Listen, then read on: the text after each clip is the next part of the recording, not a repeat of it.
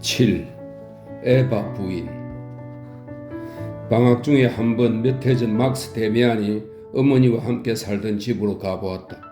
어떤 늙은 부인이 뜰에서 산책을 하고 있어 말을 걸었더니 그 집 주인이었다. 데미안 일가에 대해 물었다. 잘 기억하지만 그들이 지금 어디 사는지는 몰랐다. 내가 관심을 가진 것을 알고는 나를 집 안으로 데리고 가서 가죽 앨범을 찾아내 데미안 어머니의 사진을 보여주었다. 내게 그녀에 대한 기억은 거의 없었다.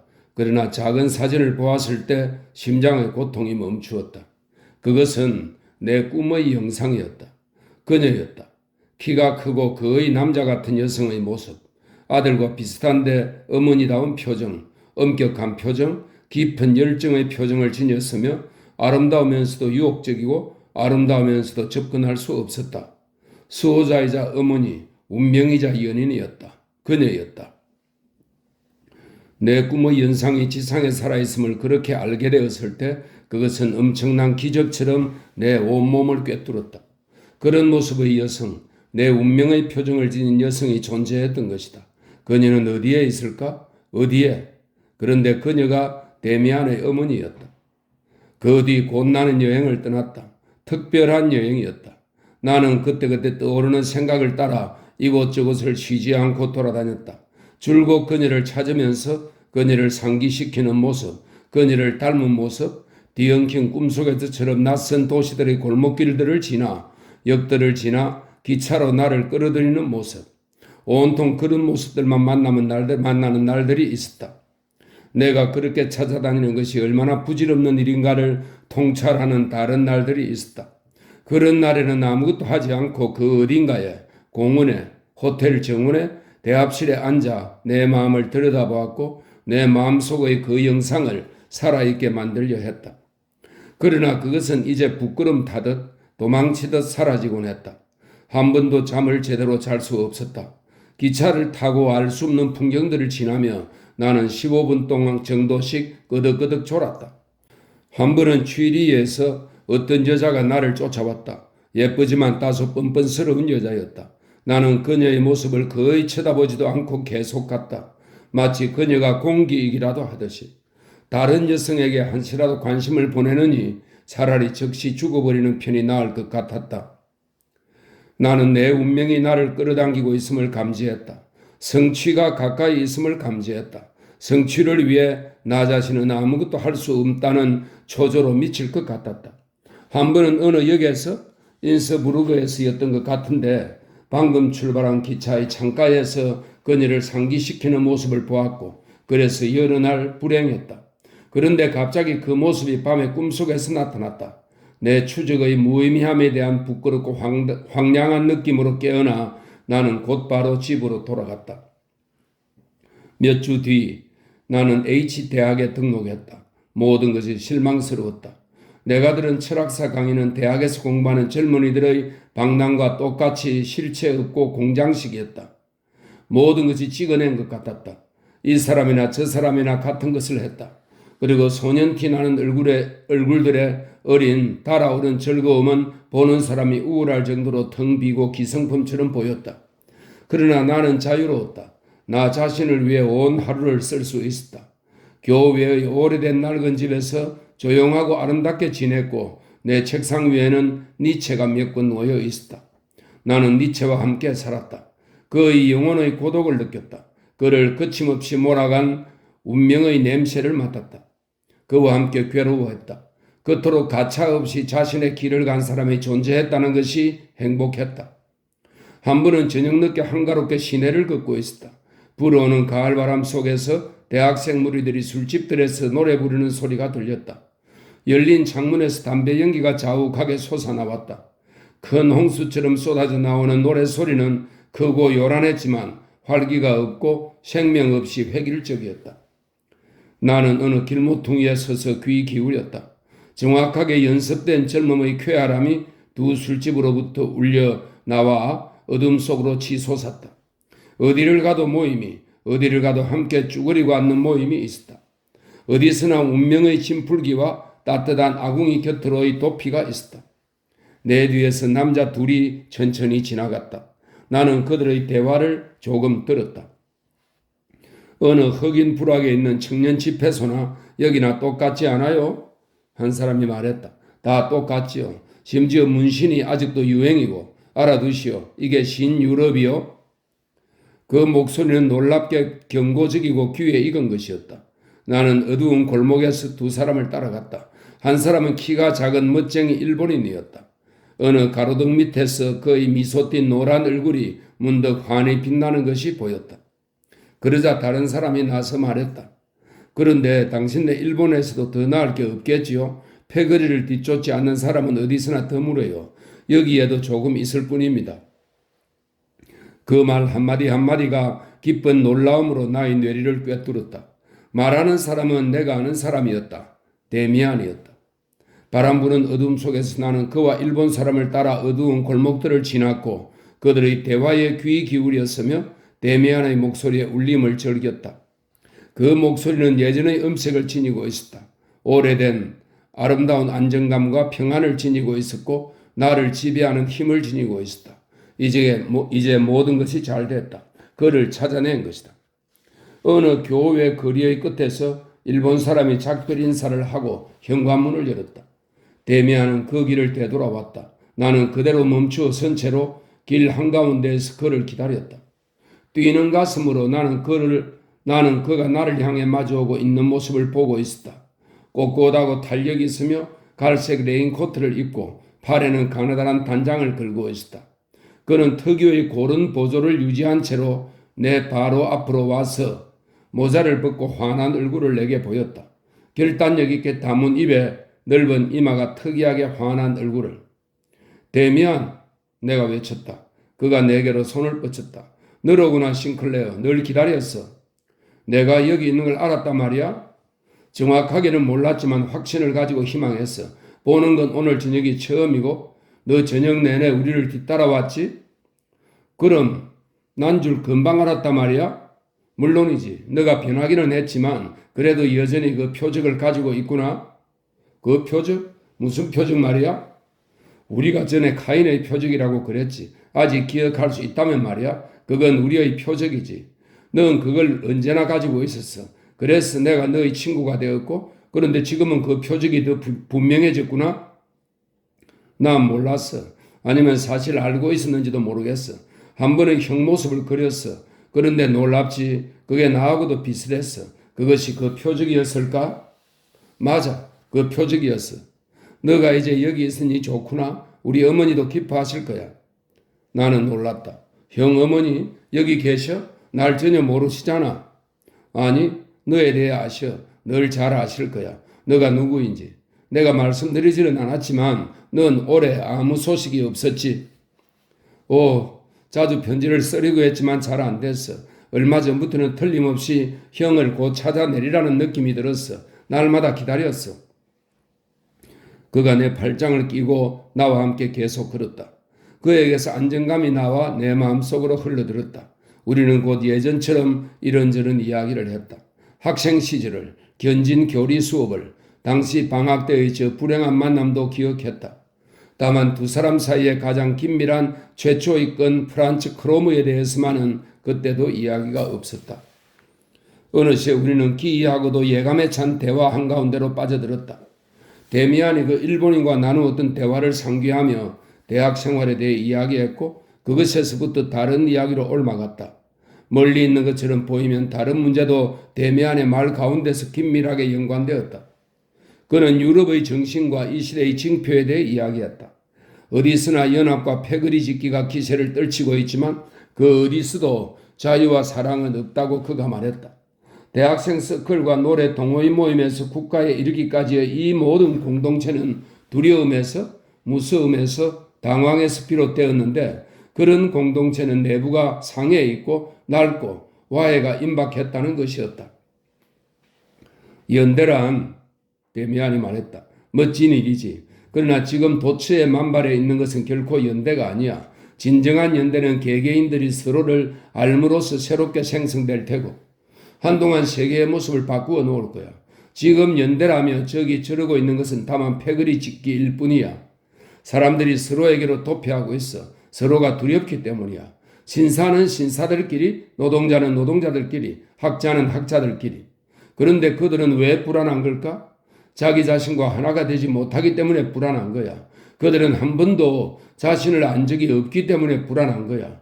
그들 모두가 그들의 삶의 법칙들이 이제는 맞지 않음을, 자기들은 낡은 목록에 따라 살고 있음을 느끼는 거야. 종교도 도덕도 그 모두가 이제는 우리가 필요로 하는 것이 맞지 않아. 100년 그리고 그 이상을 유럽은 그저 연구만 하고 공장이나 지었지. 사람들은 정확히 알아. 사람 한 명을 죽이는데 화약이 몇 그램 필요한지. 그러나 신에게 어떻게 기도해야 하는지는 모르지. 한 시간을 어떻게 유쾌하게 보낼 수 있는지조차 모르는 걸. 저런 대학생 술집을 한번 봐. 아니면 부자들이 가는 유흥장들을 봐. 절망적이지? 이봐 싱클레어. 그 모든 것에서는 진정한 명랑함이 나올 수 없어. 저렇게 겁을 먹고 서로 뭉친 사람들은 두려움과 악의로 가득해.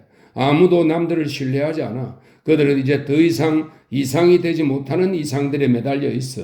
그러면서 새로운 이상을 내세우는 사람들에게는 돌을 던지지. 싸움이 있으리라는 게 느껴져. 싸움들이 다시 벌어질 거야. 날 믿어. 곧 벌어진다고. 물론 그것들이 세계를 개선하지는 못하지.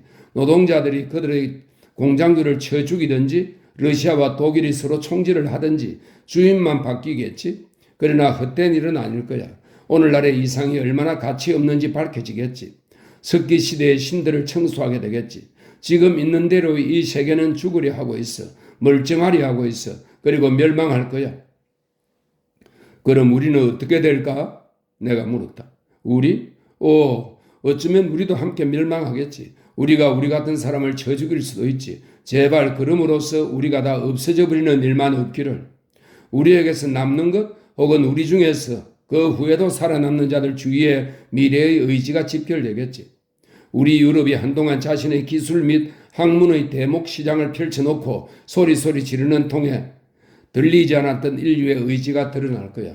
그리고 그 다음에는 인류의 의지가 결코 그 어디 있어도 오늘날의 공동체들, 국가들과 민족들, 협회들과 교회들의 의지와 같지 않다는 게 드러나겠지.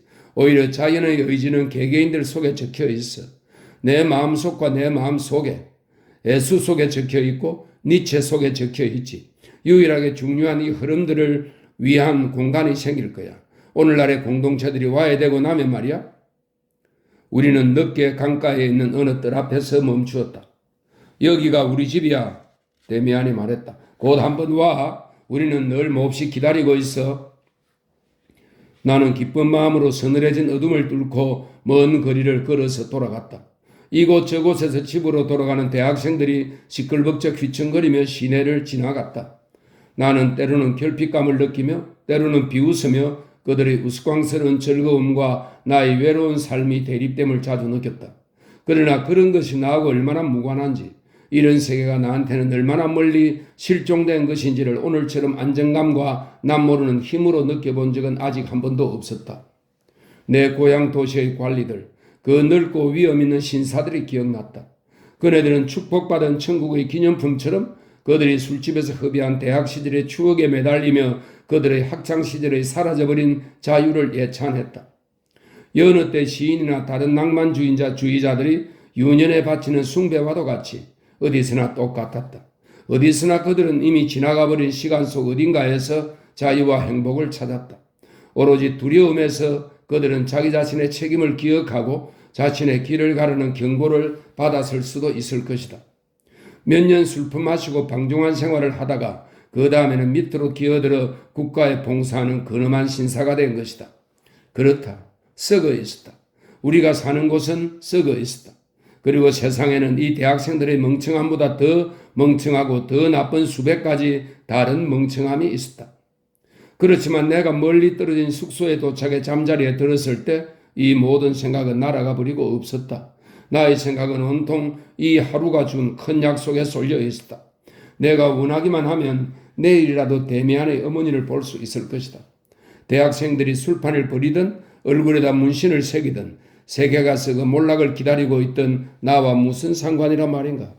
나는 기다릴 뿐이었다. 나의 운명이 새로운 모습으로 나를 향해 오기를. 아침 늦게까지 깊이 잠을 잤다. 새로운 날은 소년 시절의 성탄절 잔치 이후 더는 겪어보지 못한 장엄한 축제일처럼 밝아왔다. 나는 속속들이 동요했다.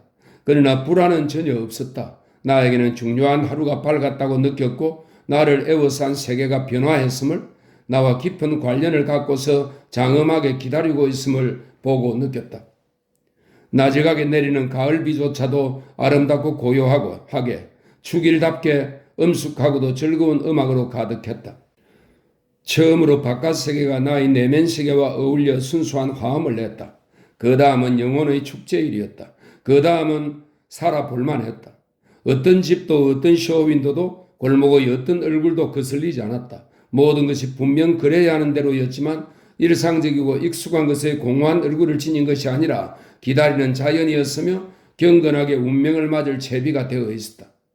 어린 소년일 적 큰 축제일 아침에, 성탄절이나 부활절 아침에 세계를 그렇게 바라보았더랬다. 세상이 아직도 그렇게 아름다울 수 있다는 것을 나는 그때까지 알지 못했다. 나는 내면을 향해 가는 삶을 살아가는 데 익숙했다. 또한 내가 바깥에 있는 것에 대한 감각을 상실했다는 사실, 반짝이는 색채들의 상실은 유년의 상실과 불가피하게 연관된다는 사실, 영혼의 자유로움과 남성다움을 이 아름다운 광채의 포기로 어느 정도는 지불해야만 한다는 사실을 감수하는데도 익숙했다. 그런데 이제 나는 매혹되어 인식했다. 그 모든 것이 다만 엎질러지고 어두워져 버렸다는 것을. 그러나 유년의 행복을 포기하고 자유로워진 사람도 세계가 빛을 뿜는 모습을 바라보고 어린애다운 시각의 내밀한 전율을 맛볼 수 있다는 것을. 막스 데미안과 지난밤 작별했던 교회의 정원을 내가 다시 찾아가는 시간이 왔다. 비에 젖어 잿빛이 도는 키 큰 나무들 뒤로 작은 집이 환한 빛을 발하며 아늑하게 숨겨져 있었다. 커다란 유리벽 뒤에는 키 큰 다년생 화초들이, 맑게 닦인 창문 뒤에는 그림들과 서가가 달린 어두운 벽들이 있었다. 현관문은 따뜻하게 해놓은 작은 홀로 곧바로 이어졌다. 검은 옷에 흰 앞치마를 입은 말없는 늙은 하녀가 나를 맞아들여 외투를 벗겨주었다. 그녀는 나를 현관홀에 혼자 남겨두었다. 주위를 둘러보았다. 곧바로 나는 내 꿈 한가운데 있었다. 문 뒤 위쪽 짙은 색 목재벽에 걸린 검은색 유리 액자에 내가 잘 아는 그림이, 지각을 뚫고 나으려고 몸을 솟구치는 황금빛 매의 머리를 가진 나의 새가 들어있었다. 나는 사로잡힌 듯 멈추어 서 있었다. 마음이 무척 기쁘기도 하고 슬프기도 했다. 마치 이 순간에 내가 행하고 경험한 모든 것이 대답과 성취가 되어 내게로 되돌아오는 것만 같았다. 번개같이 빠르게 한 무리의 영상들이 뇌리를 스쳐갔다. 대문 아치 위에 오래된 돌 문장이 있는 고향 부모님의 집, 그 문장을 그리던 소년 데미안, 나의 저 크롬의 나쁜 마술에 얽혀들어 꼼짝 못하며 두려움에 차 있는 소년인 나, 조용한 교실 책상에서 내 그리움을 그림으로 그리는 청년인 나, 마음의 실가락들이 얽힌 그물에 스스로 얽혀든 영혼, 그리고 그 순간까지의 모든 것이 나의 마음속에서 메아리 쳤다. 나의 마음속에서 긍정되고 대답되고 시인되었다.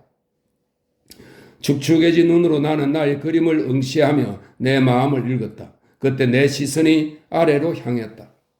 새 그림 아래 열린 문에 짙은색 옷을 입은 키 큰 여성이 있었다. 그녀였다. 나는 아무 말도 할 수 없었다. 자기 아들의 얼굴과 똑같이 시간과 나이 없이 영원에 깃든 의지로 충만한 얼굴로 아름답고 기품 있는 여성이 나를 향해 다정하게 미소 짓고 있었다. 그녀의 시선은 성취였다. 그 인사가 뜻하는 것은 귀향이었다. 말없이 나는 그녀에게 두 손을 내밀었다. 그 손을 그녀가 힘있고 따뜻한 두 손으로 마주 잡았다. 싱클레어죠? 금방 알아봤어요. 어서 오세요. 그녀의 목소리는 깊고 따뜻했다. 나는 감미로운 포도주인 듯 그 목소리를 들이켰다. 그리고 이제 눈을 들어 그녀의 고요한 얼굴을, 깊이를 헤아리기 어려운 검은 눈을 들여다보았다. 신선하고 성숙한 입을, 자유롭고 당당한 그 표적을 지닌 이마를 쳐다보았다. 얼마나 기쁜지 모르겠습니다.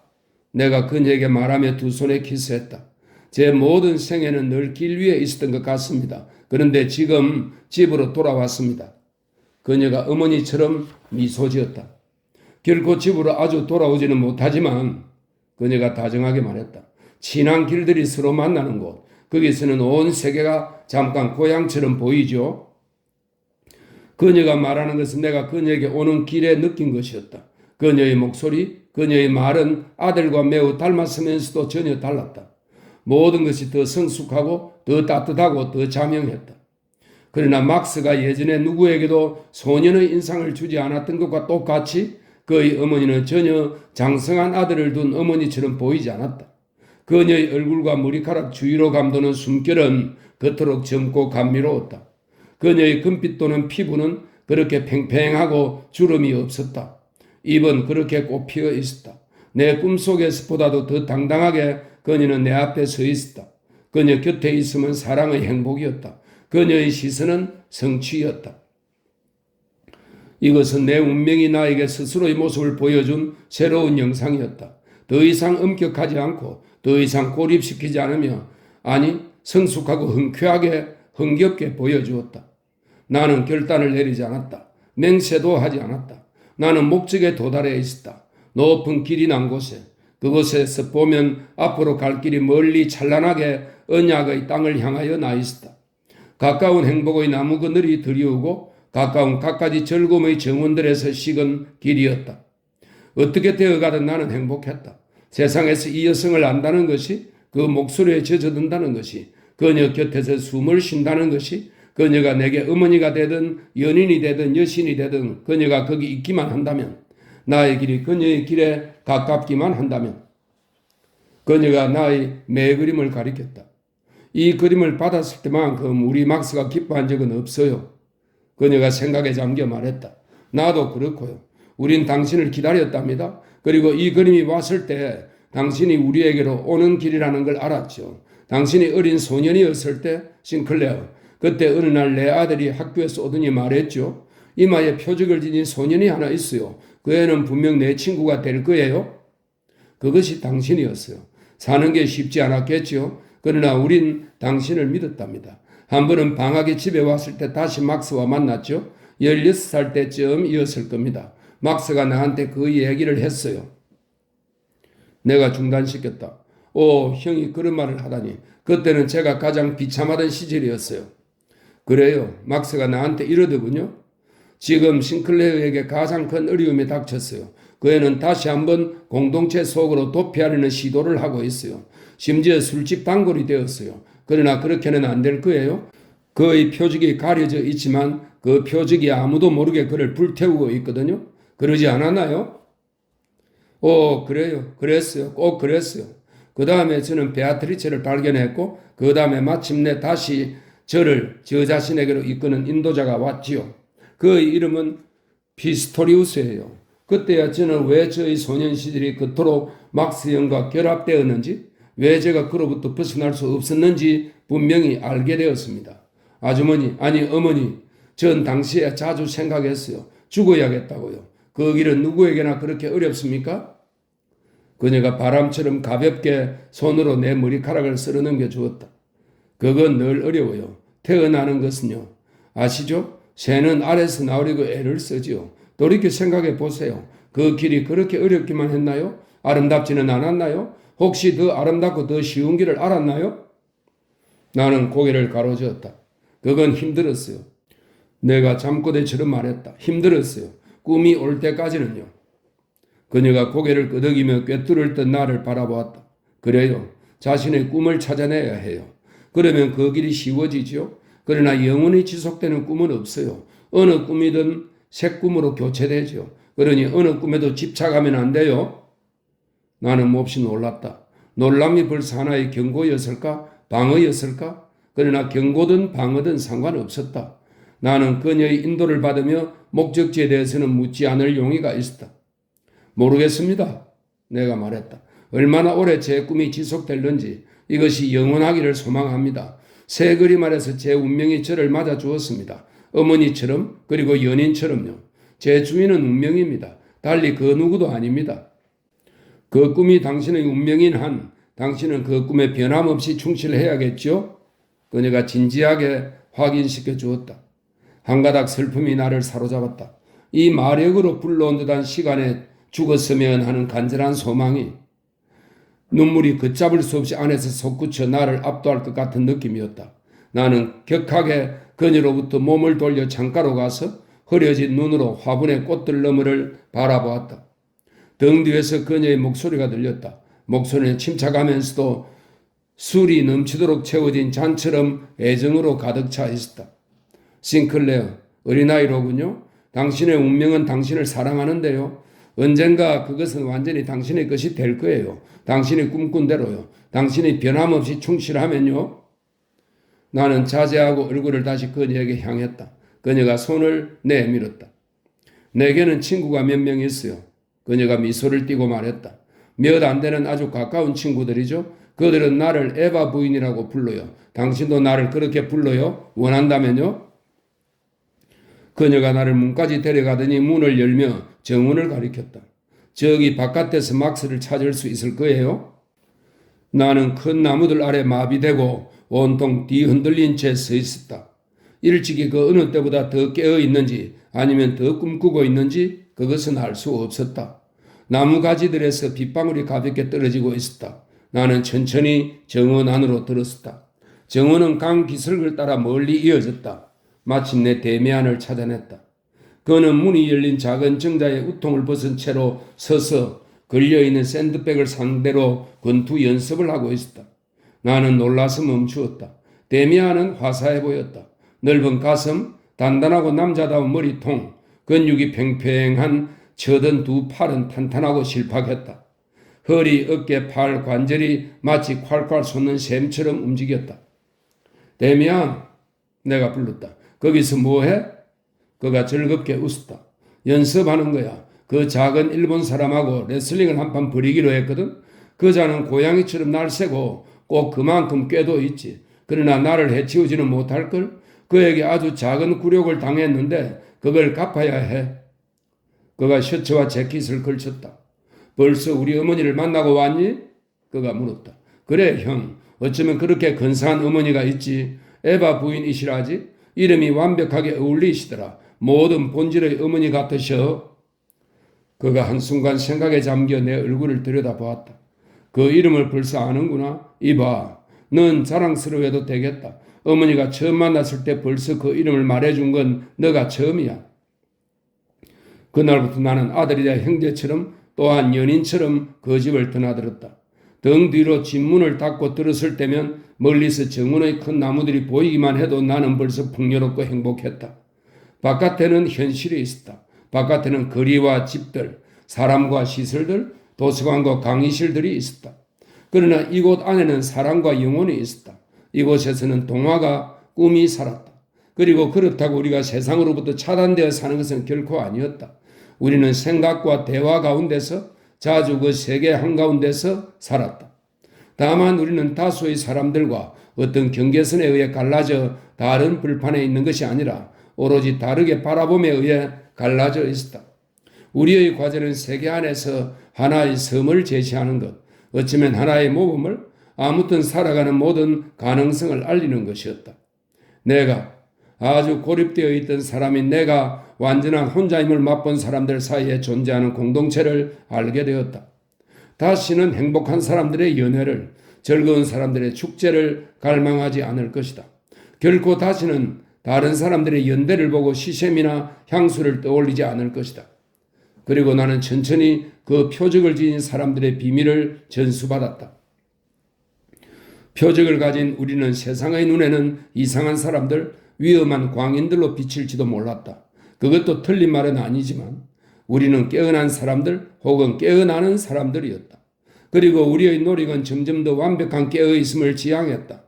반면 다른 사람들의 노력과 행복 추구는 그들의 의견, 그들의 이상과 의무, 그들의 삶과 행복을 점점 더 긴밀하게 패거리에 묶는 것이었다.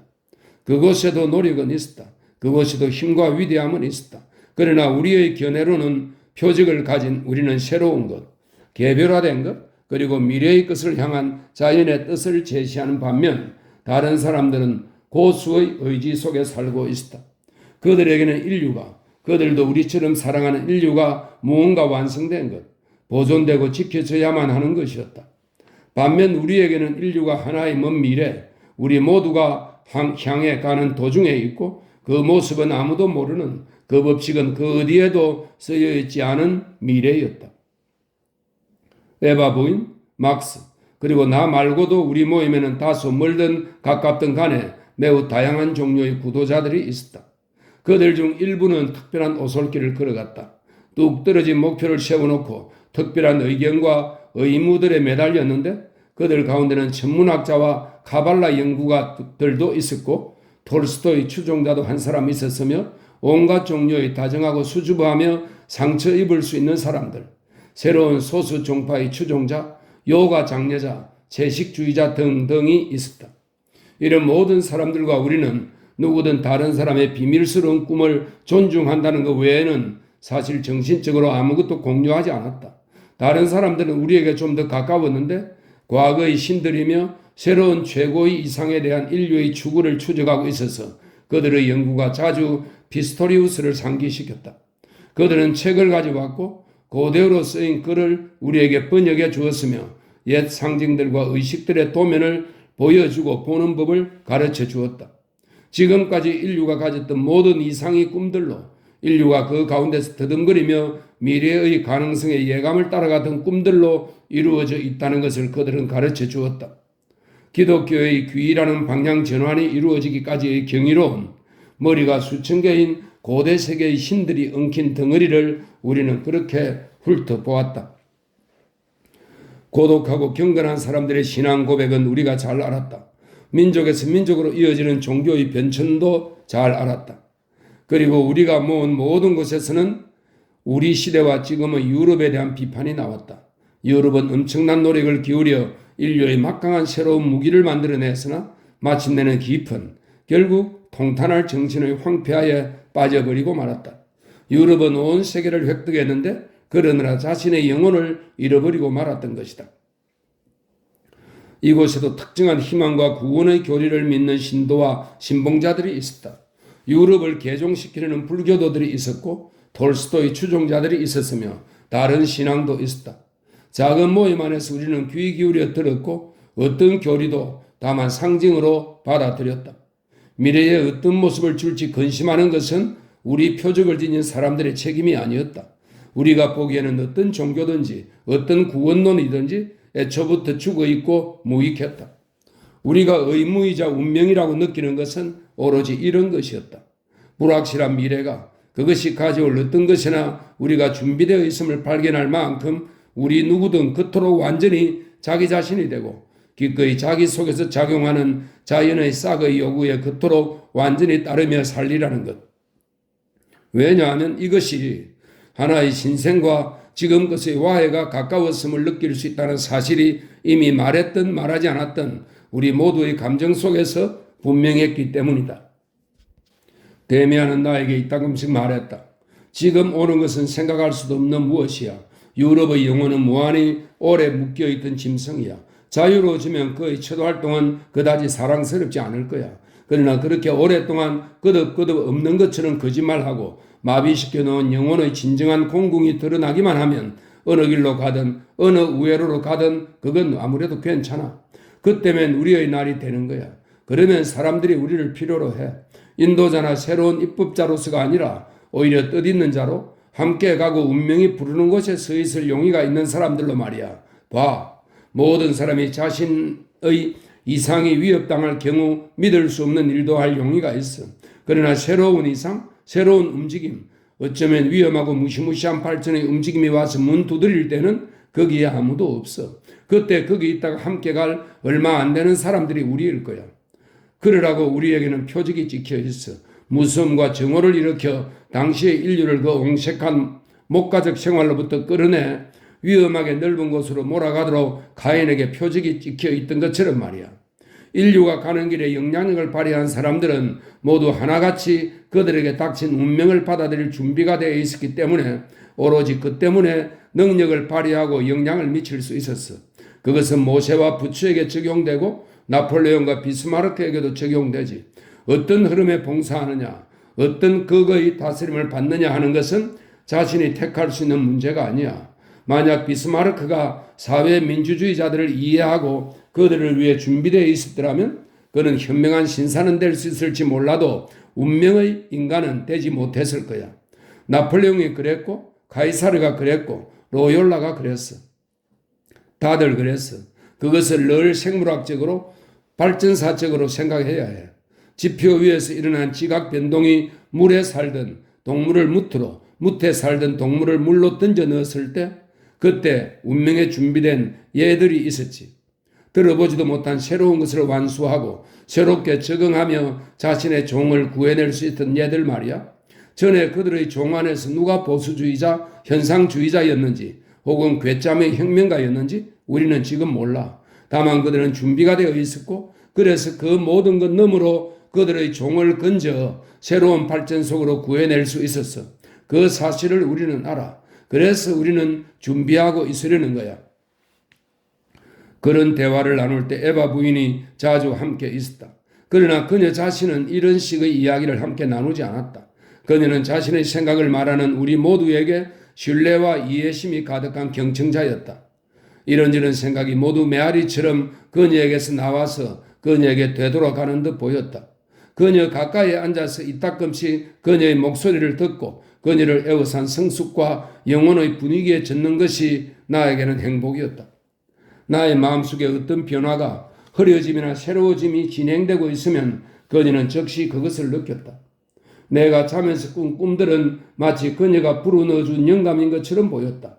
나는 그녀에게 자주 꿈 이야기를 들려주었다. 그 꿈들은 그녀에게는 이해되고 자연스러운 것이었다. 그녀가 그 맑은 느낌으로 쫓을 수 없는 것은 특별히 없었다. 한동안 나는 우리가 낮에 나눈 대화들을 그대로 옮겨놓은 것 같은 꿈들을 꾸었다. 온 세계가 뒤흔들리는 꿈을, 나 혼자 혹은 데미안과 함께 긴장하고 위대한 운명을 기다리는 꿈을 꾸었다. 운명은 여전히 가려져 있었다. 그러나 왠지 에바 부인의 표정을 지니고 있었다. 그녀에게 선택되었던 배척당했던 그것은 운명이었다. 더러 그녀가 나에게 미소를 띠고 말했다. 당신의 꿈은 완전치 않아요, 싱클레어. 최상의 것을 잊어버렸어요.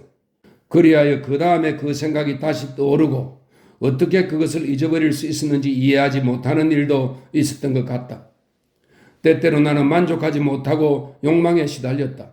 그녀를 포옹하지 않고 곁에서 바라보는 것을 더 이상 견딜 수 없다고 생각했다. 한 번은 며칠 그 집에 가지 않다가 그 다음에 마음이 산란한 채 다시 가니 그녀가 나를 한쪽으로 데려가서 말했다. 당신이 믿지 않는 소망들에 몰두해서는 안 돼요. 당신이 무엇을 원하는지 나는 알아요. 그런 소망들을 버릴 수 있어야 합니다. 아니면 완전히 올바르게 소망하든지요. 일단 당신 자신의 마음속에서 성취를 확신하며 소망할 수 있다면 그렇다면 성취도 있는 거예요. 그러나 당신은 소망하고 다시 후회하고 그러면서 두려워하지요. 그 모든 것을 극복해야만 합니다. 동화 하나를 들려드리지요.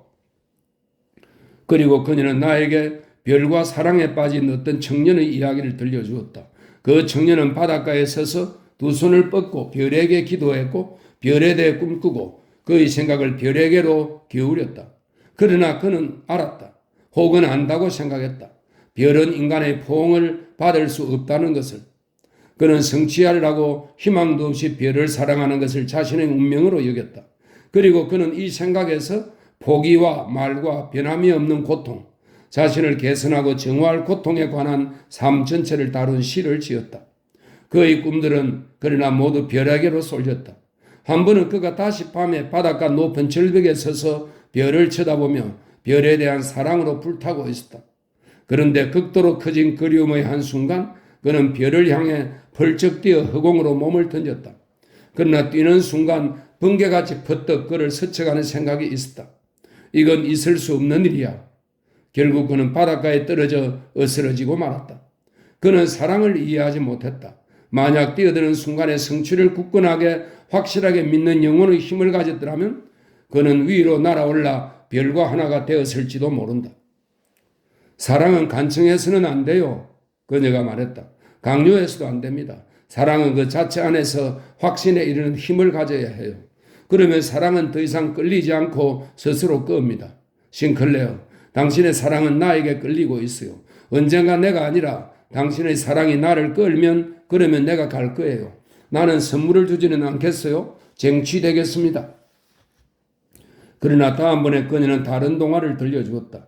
희망 없이 사랑하는 연인이 한 명 있었다. 그는 그 자신의 영혼 속으로 완전히 되돌아가 사랑에 다 타버리고 있다고 생각했다.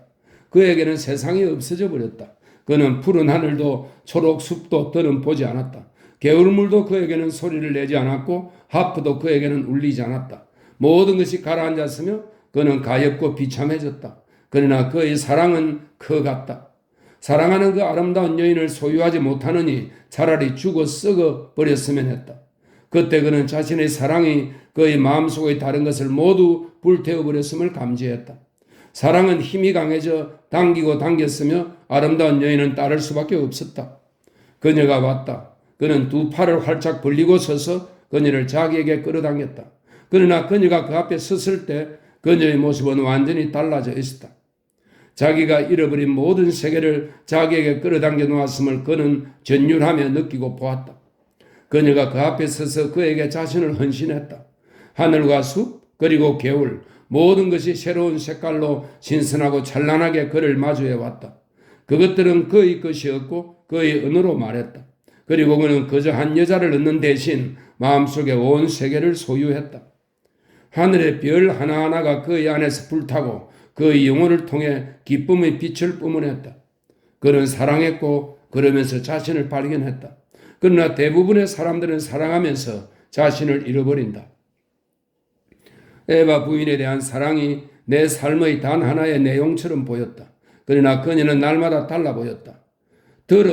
나는 나의 본질이 이끌려 지향해 가는 것이 그녀라는 인물이 아니고 그녀는 다만 나 자신의 내면의 한 가지 상징이며 나를 다만 나 자신 속으로 더 깊게 인도하려 한다는 것을 확실하게 느낀다고 생각했다.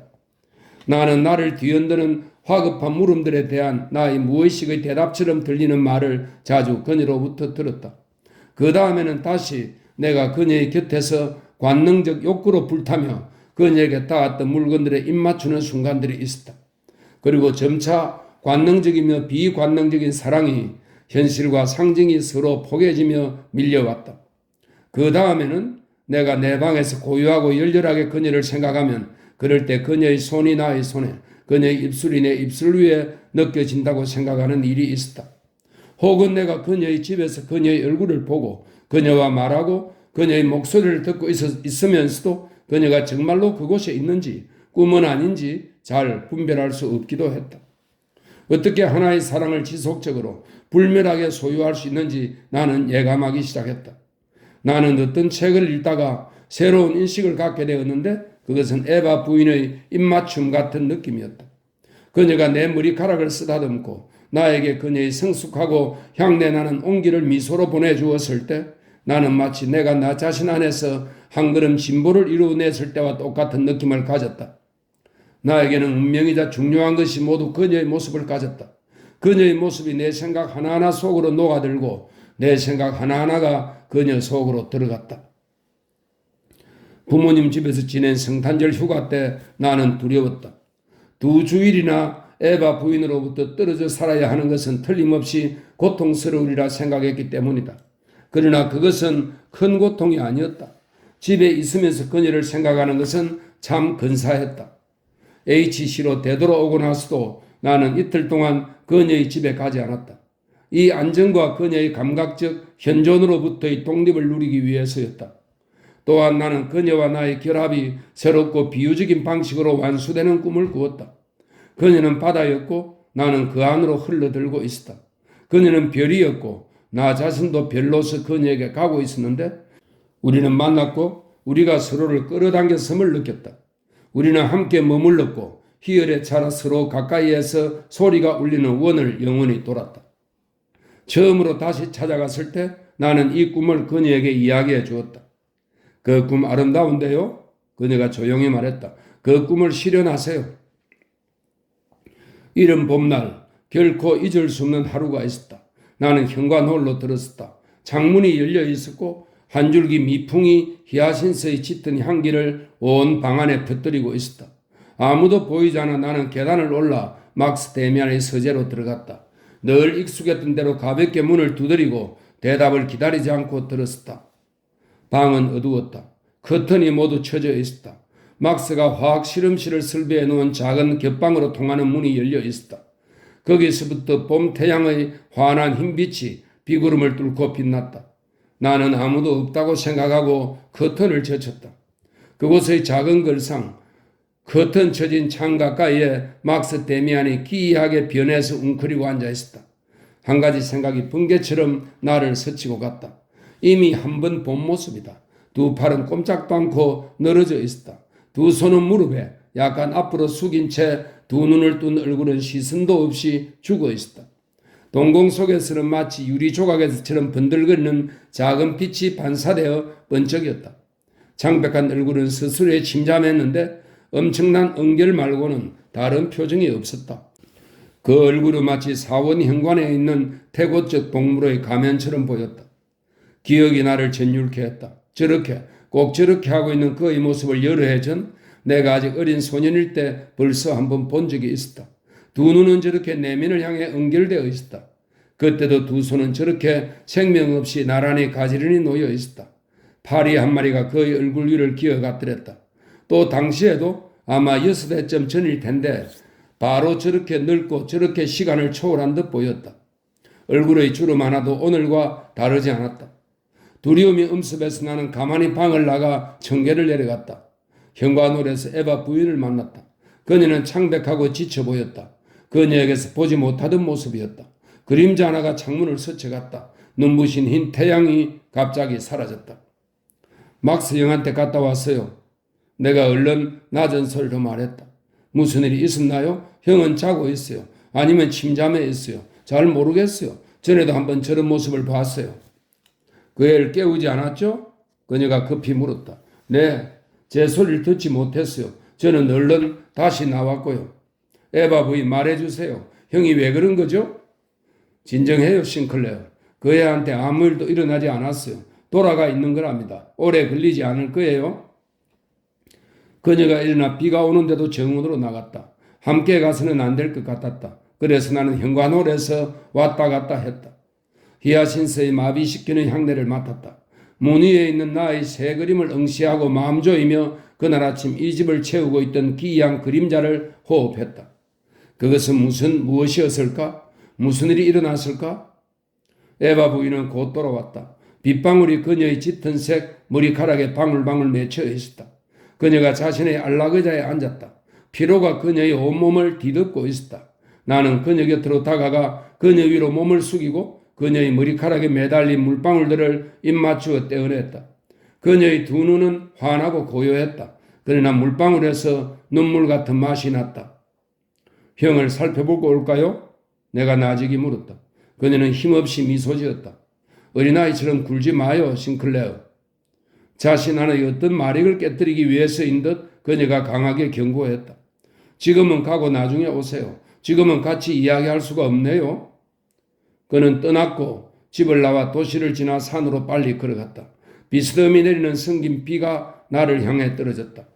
구름이 무거운 압력을 받으며 불안에 쌓인 듯 낮게 흘러갔다. 아래쪽에서는 거의 바람이 불지 않았는데 높은 곳에서는 폭풍이 부는 것 같았다. 이따금 잠깐씩 금속빛 어두운 구름장에서 햇살이 창백하면서도 눈부시게 비쳐나왔다. 그때 하늘 저편에서 노란빛 엷은 구름 한 조각이 떠왔다.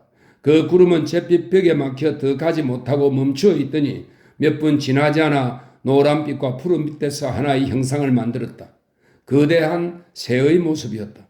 그 새는 푸른 혼돈을 찢어 떨치고 크게 날개짓하며 하늘 속으로 사라졌다. 그러더니 다시 폭풍의 소리가 들리고 비가 우박과 섞여 요란하게 타다닥 소리를 내며 쏟아져 내렸다. 믿을 수 없을 정도로 무서운 소리를 내는 짧은 천둥 번개가 채찍질이 당한 풍경 위에서 와지건 부서졌다. 그 후 곧바로 다시 한 줄기 밝은 빛이 구름을 뚫고 비쳤고 갈색 숲 너머 가까운 산들 위에서 파리하고 비현실적으로 창백한 눈이 빛나고 있었다. 몇 시간 뒤 젖고 창백해져서 돌아가니 데미안이 직접 현관문을 열어주었다. 그가 나를 자기 방으로 데리고 올라갔다. 실험실에서는 가스 불꽃이 타고 있었고 종이가 여기저기 널려 있었다. 그는 일을 하고 있었던 것 같았다. 앉자, 그가 권했다. 피곤하겠는데 형편없는 날씨군. 바깥에 한참 있었나 본데 곧 차를 가져올 거야. 오늘 무언가가 시작됐어. 내가 망설이며 말했다. 이런 건 단순한 천둥번개일 수 없어.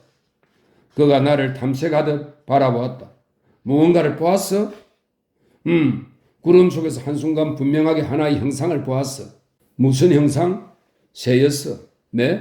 그거였지? 너의 꿈의 새였지? 맞아. 그건 내 매였어. 노란색이고 거대했는데 검푸른 하늘 속으로 날아갔어. 데미안이 깊은 숨을 내쉬었다. 노크 소리가 났다. 늙은 하녀가 차를 가져왔다. 들어봐, 싱클레어. 너가 그 새를 우연히 본 게 아니라고 생각하는데? 우연히? 그런 것들을 우연히 볼 수 있어? 좋아, 그럴 수 없지. 거기에는 무언가 뜻이 있지. 무슨 뜻인지 알겠니? 아니, 그 뜻이 어떤 충격이라는 것, 운명 속의 한 걸음이라는 것만은 느끼겠어. 우리 모두의 문제인 것 같아. 그가 격하게 이리저리 오갔다. 운명 속의 한 발자국이라고 그가 크게 외쳤다. 똑같은 것을 나는 지난밤에 꿈꾸었어. 우리 어머니는 어제 예감을 느끼셨고 그것도 같은 의미였어. 꿈속에서 내가 나무 덩그린가 탑에 놓인 어떤 사다리를 타고 위에 올라가니 온 나라가 보였어. 그것은 커다란 평지였는데 도시들과 마을들이 있는 온 나라가 불타고 있는 거야. 나는 아직 다 이야기해주지 못하겠어. 아직 내게도 분명하지 않거든. 그 꿈을 자신과 관련지어 해석해? 내가 물었다. 자신과 관련짓느냐고? 물론이지. 아무도 자기하고 관계없는 꿈을 꾸지는 않아. 그러나 나만 관계되는 것도 아니야. 그 점에서는 너가 오라. 난 꿈들을 꽤 정확하게 구분하지. 나 자신의 영혼 속의 움직임을 알려주는 꿈들과 다른 꿈들, 매우 드물지만 온 인류의 운명이 암시되는 꿈들을 말이야. 그런 꿈들은 매우 드물게 꾸고 예언이었으며 성취되었다고 말할 만한 꿈은 한 번도 꾸지 않았어. 해석은 너무나 불확실하지. 그러나 그건 분명히 알아. 나는 나 혼자만 관련된 게 아닌 무언가를 꿈꾸었어. 그 꿈은 전에 꾼 꿈의 속편이었는데 예전의 꿈이 계속되었어. 이런 꿈이었어. 싱클레어, 거기서 내가 느낀 예감은 전에도 말했지만 우리의 세계는 정말 썩어 있다는 거야. 우린 알지. 그렇지만 그건 몰락이나 그 비슷한 걸 예언할 이유는 못될 거야. 그러나 몇 년째 꿈들을 꾸었는데 거기서 추론하거나 느끼는 혹은 무엇이든 간에 거기서 내가 느끼는 것은 낡은 한 세계의 와해가 가까이 다가오고 있다는 거야. 처음에는 아주 약하고 멀리 떨어진 예감이었어. 그러나 점점 더 분명하고 강해졌어. 아직 내가 아는 건 나 자신에게도 관련된 무언가 큰 것, 무서운 것이 저벅저벅 다가오고 있다는 것뿐이야. 싱클레어, 우리는 우리가 이따금씩 이야기한 것을 겪게 될 거야. 세계가 새로워지려고 해. 죽음의 냄새가 나. 그 어떤 새로운 것도 죽음 없이 오지 않아. 내가 생각했던 것보다 더 충격적이야. 나는 놀라서 그를 응시했다. 형의 꿈의 나머지를 이야기해 줄 수 없겠어? 내가 수줍게 청했다. 그가 고개를 가로저었다. 못하겠어. 문이 열리고 에바 부인이 들어왔다. 여기 함께 있구나. 얘들아, 너희 슬퍼하는 건 아니겠지? 그녀는 산뜻해 보이고 이제 더 이상 전혀 피곤해 보이지 않았다. 데미안이 그녀에게 미소 지어 보였다. 어머니가 겁먹은 아이들에게로 가듯 그녀가 우리에게 왔다. 슬퍼하지는 않아요, 어머니. 저희는 다만 이 새로운 표적의 수수께끼를 약간 풀어보려 했어요. 그러나 거기에는 아무것도 없네요. 오려고 하는 것은 갑자기 와 있을 겁니다. 그러면 우리가 알아야 할 것을 겪게 되겠죠. 나는 기분이 언짢았다. 작별 인사를 하고 혼자 현관홀을 지나가는데 히아신스 향기가 시들고 맥 빠지고 시체같이 느껴졌다. 그림자 하나가 우리 위에 드리웠던 것이다.